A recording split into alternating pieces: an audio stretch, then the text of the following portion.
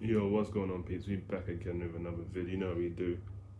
We keep the content coming, and today's no different. We got the preview for the game against Aston Villa, which, to be honest, ain't really much in it. The only thing is that we got fans in the stadium, but it's not really worth anything. It's pretty much a dead rubber, if we're being honest.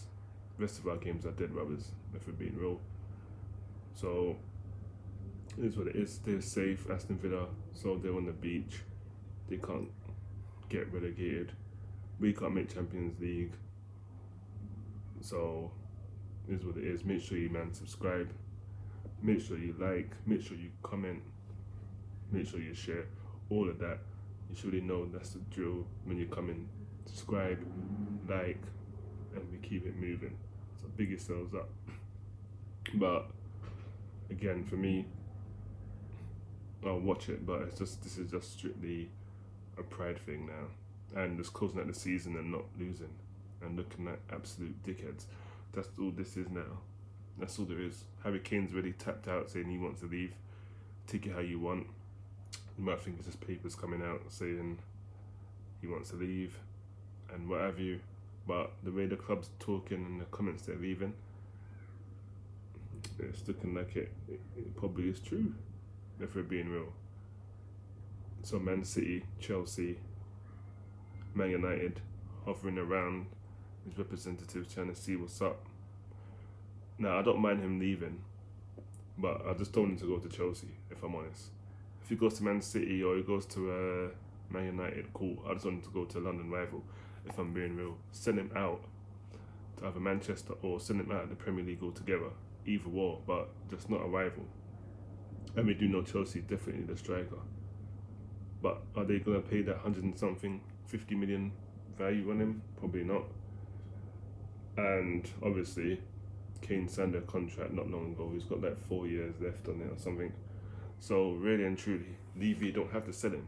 So Kane's between a rock and a hard place right now because he wants to leave, but he's got such a long time on his contract, and the price that Levy's gonna put on his head,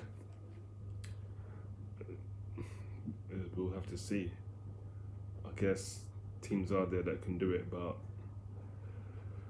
I don't know, just who's gonna wanna chip in and try and pay. He's 27 years old, so he's not old. He's getting to the end, but he's not old. He's at his prime. He's at his peak. Obviously, he's got dodgy knees. He's got dodgy ankles. So it comes with that. He's gonna miss at least a good few games this season. I don't think he's gonna whole season without getting some kind of injury or out for some amount of games. So it depends if you want to take the gamble. But for me, if I would definitely take the gamble because he's prolific. If he's doing this in the Premier League, I'm telling you, he's doing this in Spain. He's doing it Italy, anywhere, France, easy. And he's seen obviously the likes of Kyle Walker leave and win straight away. You see Trippier leave, he's doing his thing over at Atletico. He's seen Ericsson leave, he's at Inter, they've just won the league.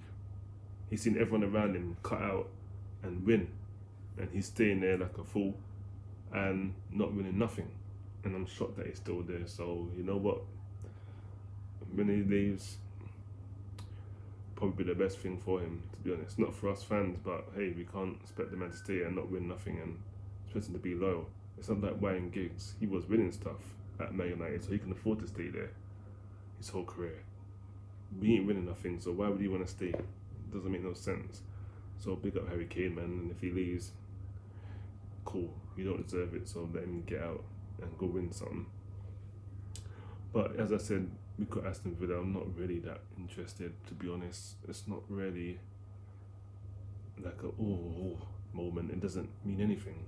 So if the man turn up or not, who knows? Ryan Mason with his copy and paste formation, copy and paste team sheet, who knows? It's probably gonna be the same team that played against Wolves. Maybe no Tanganga in there. That might be the only difference. But you know the Celso is probably gonna be in there. But only one more game, well, 2 more games, I guess, if we're counting this one, till he's out of there. So I'm just counting down the days until he's out of the door. and we getting there. So I still like to say, let's get into the team sheet. And as always, we're starting in between the sticks. And we're gonna go with Hugo Lloris, of course, on the right. If Aurier isn't fit, I do not want to see Doherty. Put Tanganga back in there.